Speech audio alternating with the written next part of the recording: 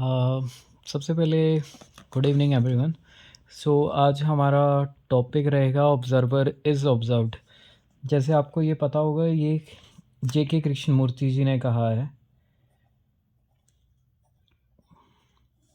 लेकिन आज सबसे पहले हम इसका मतलब समझेंगे, ऑब्जर्वर इज़ ऑब्जर्व्ड का मतलब होता क्या है। अगर आसान भाषा में कहूँ तो जैसे हम हैं, हम वैसे ही ऑब्ज़र्व करेंगे। यानी कि सपोज़ करिए आपका नाम रंजना है।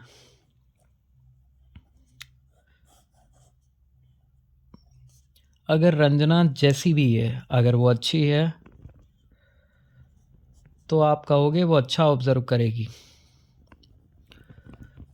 अगर वो गंदी है तो आप कहोगे वो गंदा ऑब्ज़र्व करेगी। मतलब डिपेंड रंजना पे ही करता है कि रंजना क्या करेगी, कैसा ऑब्ज़र्व करेगी। ये रंजना पे ही डिपेंड करता है।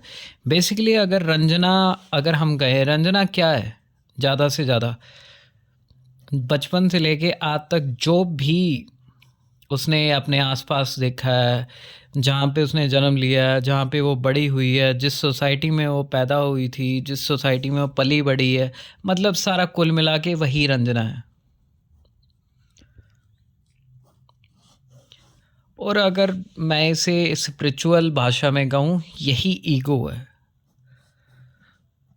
अगर मैं थोड़ा और गहराई में जाऊँ, क्या रंजना का सच यही है जो हम ये कह रहे हैं? यानी कि जहाँ पे उसने जन्म लिया, उसका बाद में नाम रख दिया गया रंजना। फिर रंजना जिस सोसाइटी में पैदा हुई, उस सोसाइटी से उससे उसने कुछ इकट्ठा किया होगा। इकट्ठा क्या किया होगा कि मैं इस जाति से हूँ, कि मुझे इन लोगों से दूर रहना है। यानी कि कुछ अच्छा है और कुछ बुरा है। रंजना को ये सोसाइटी से ही पता लगा होगा। तो रंजना मतलब कहाँ से बनी है, कैसे बनी है, ये आपको अब थोड़ी क्लैरिटी होगी। यानी कि रंजना जो भी अब ऑब्ज़र्व करेगी, जो भी उसने आज तक इकट्ठा किया है बचपन से लेके एक पर्टिकुलर उम्र तक, यानी कि समझ लीजिए उसकी उम्र आज 25 साल तक है। यानी कि 25 साल तक जो भी उसने इकट्ठा किया है वो वैसे ही ऑब्ज़र्व करेगी। यानी कि मेन डिपेंड हमेशा किस पे करता है? ऑब्ज़र्वर पे। लेकिन हम यहाँ पे देख पा रहे हैं ऑब्ज़र्वर ही ईगो है। यानी कि अगर ईगो ही झूठ है तो ऑब्ज़र्वर भी क्या हुआ? झूठ ही हुआ। फिर यहाँ पे आता है जिसे हम एक बात कहते हैं, सेल्फ रियलाइजेशन। जिसे आप ये कहते हो आत्मज्ञान, अगर हिंदी में अगर आप बात करते हो। अगर हम बात करते हैं जैसे कृष्ण जी की, हम बात करते हैं जे डी कृष्णमूर्ति जी की, हम बात करते हैं ओशो जी की। ऐसा इनमें क्या था कि इन्होंने हमेशा हर चीज़ में ही, जिसे आप ये कह लीजिए परमात्मा,